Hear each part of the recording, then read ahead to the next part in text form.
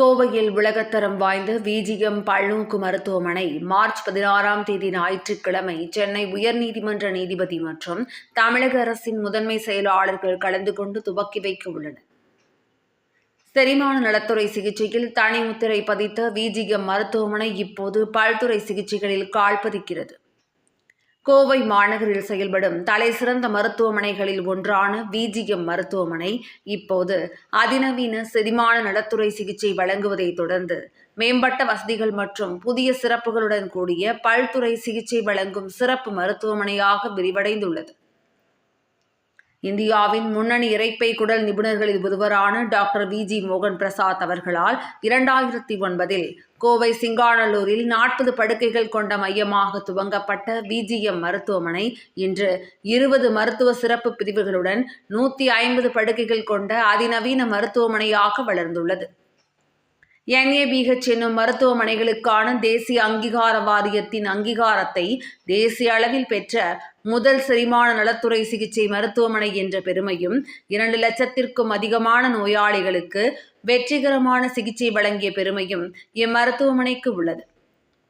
இதில் 50% பேர் இந்தியா மற்றும் வெளிநாடுகளில் இருந்து கல்லீரல் நல குறைபாடுடன் வந்து சிகிச்சை பெற்றவர்கள் என்பது குறிப்பிடத்தக்கது.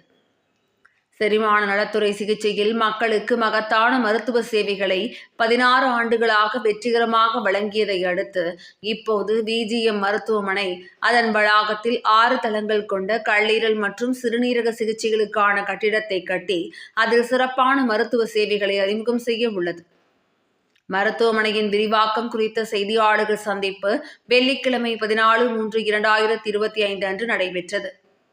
இதில் விஜிஎம் மருத்துவமனையின் நிறுவனர் மற்றும் தலைவர் டாக்டர் விஜி மோகன் பிரசாத் கலந்து கொண்டு செய்தியாளர்களிடம் பேசினார். அப்போது பேசுகையில், வணக்கம், நான் டாக்டர் விஜி மோகன் பிரசாத், கோவை விஜிஎம் மருத்துவமனையின் சேர்மன். இன்று இந்த 16 மார்ச் அன்று நாம கல்லீரலுக்கான பிரத்யேகமான புதிய வளாகத்தை திறக்க இருக்கின்றோம்.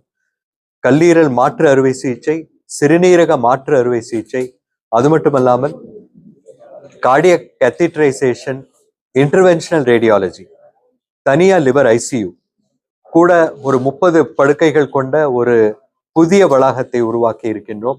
அந்த திறப்பு விழாவிற்கு மாண்புமிகு நீதி அரசர் அவர்கள் திரு வடமலை அவர்கள் பங்கேற்க இருக்கின்றார்கள். அது மட்டுமல்லாமல் தமிழகத்தின் முதன்மை செயலர்கள் திரு ஹர்சஹாய் மீனா IAS அவர்கள், திரு பிரகாஷ் IAS அவர்கள், செயலர் திரு வீர ராகவராவ் IAS அவர்கள் அனைவரும் பங்கேற்கின்றார்கள். இந்த நிகழ்ச்சியிலே சென்னை தமிழ்நாடு டாக்டர் MGR பல்கலைக்கழகத்தின் துணைவேந்தர் டாக்டர் நாராயணசாமி அவர்களும் பங்கேற்கின்றார்கள். அது மட்டுமல்லாமல் நமது கோவையைச் சேர்ந்த பெருமக்கள் அனைவரும் பங்கேற்கின்றார்கள்.